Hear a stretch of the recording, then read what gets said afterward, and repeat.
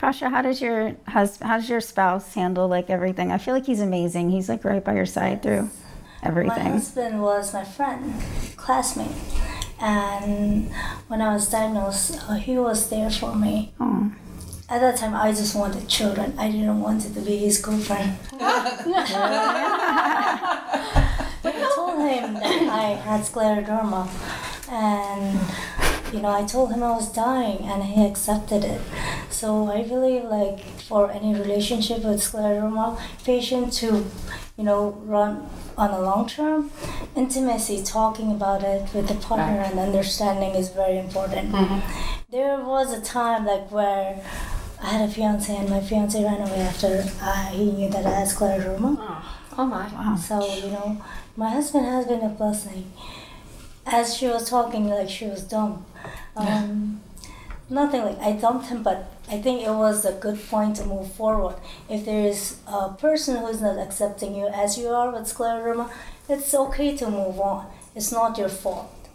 Exactly. Right. There's nothing you can do or change it. Not only in relationships, but friendships too. Even that. My friendships have changed. There are friends who don't accept, they just, they don't get my struggle. And they don't get last-minute cancellations. Yeah. Well, right. You're tired, or you got stuff, and then throw in kids, it's just they don't get it. No, I don't want to go to an amusement park where I probably can't go on the rides. I probably can't sit in the inner tube and go down the lazy river. This happened to me a couple times where my friends are like, well, come and you can just sit. I'm like, no, I'm not going to sit there. They always want us to just sit there. They always want us to just sit there and watch. Have fun. They always say that. $60 to go into a park and sit there. Yeah, they always say that. No. Because you know why? Because our presence is still, they want to make us feel included, but it's like, bring me to dinner, bring me to the movie. Low key. I was like, go. Yeah, exactly. Low key. I'll be happy chilling in the house alone. Like, I was like, go take all the children in this house, go, I'll watch. and I'll stay behind. Exactly. And friendship, and then I have some really amazing friends who, when we're together, have seen me struggling with food, and they're like, do I help? Do I not help? I forget that you need help. I don't want to offend you. And I'm like, if you see me struggling, then offer. Obviously, yeah. And don't ever let me struggle, but let me try. Yeah. And now a lot of times I'm with people where I open things the way I need to open them, or I do what I need to do, and my friends are like, let me do that. And I'm like, no, I got it. If That's I need help, let me try. Let me try. Yeah. Because I find that with a lot of things, like if I get brain fog, which I have a really bad problem with brain fog, due to, I guess, all the medications and being tired. Right. And I'll search for a word, and somebody will try to complete my sentence. And it's like, let me try to find it. Right. Hush a moment. Give me a minute. Yeah.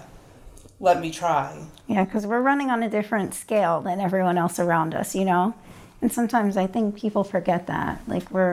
Even though, I look, I look sick, but you can tell there's stuff going on, So... But even with that, I think they sometimes have the idea of, because a lot of my friends I've been friends with for a long time, so I think sometimes they have little slivers of that idea of like, okay, well, where are we going? What are we doing? And it's like, well, I can't do that right now. So you just need to calm down a minute. Like, I know sometimes you have an idea, or sometimes we give the perception that we can do so much.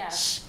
And we're running, and then maybe that's not one of those days, you hit the wall, and they don't get why, okay, we were out all night last night, let's get up and do again. Exactly. No, I'm going to need a day of recovery. Exactly. I recently met a couple, and she was newly diagnosed, and what I said to the spouse was, be supportive and don't do everything for her.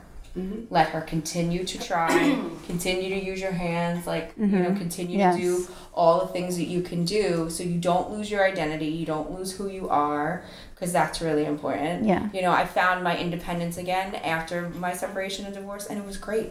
And then I found myself again. And I think an individual has to learn their limits or the adaptation. Like, if you can't open a jar like this, you find something else, because even if you are married or you have a partner or they're not with you 24 hours a day. So let's say you're home and you want to open, what are you going to do? Sit here? Well, I got to wait till he's here. That happens. You learn Absolutely. it the I've way been you a have to single do it. parent Improvise. since my child was 2, and she's been doing things for me since she was little. So if I go shopping for food or whatever, or clothing even, if I can't get it on by myself, Yes, I can't purchase it. exactly. You know, this morning there was no ketchup with my potatoes because I couldn't open that little ketchup, Right, and that was the end of that. right. Exactly. So I Just mean, deal with it. you know, yeah, you just have Make to it work. Absolutely. And then some people, you know, say, well, why don't you have this or why don't you do this? Well, I can't do that on my own, so that's not something that I would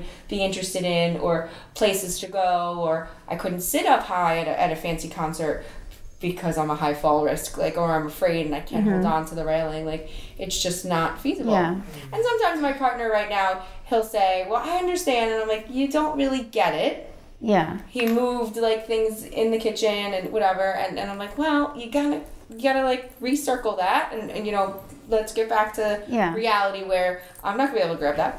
Well, You put it 5 stories up, and I'm short, yeah. and my arms don't let go that way. Yeah. Well, for me, it's like what I do, I prepare ahead of time. Right. So if I know I'm going to be alone or whatever, I ask somebody to do these things, to have them A, B, C, and D in order. Set you So up for success. yeah, because I'm It not. makes you feel better when you're able to do stuff. Yeah, and I'm always 10 steps ahead, and I've always been like that, but now it's Scleroderma.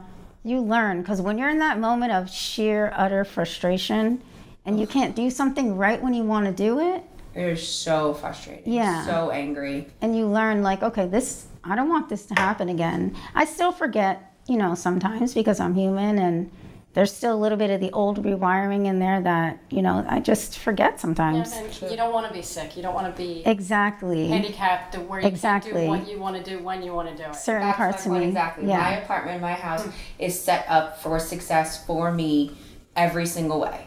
And if you're in my life now, then you need to be aware of that. You can't just decide to rearrange everything because it's not feng shui enough for you.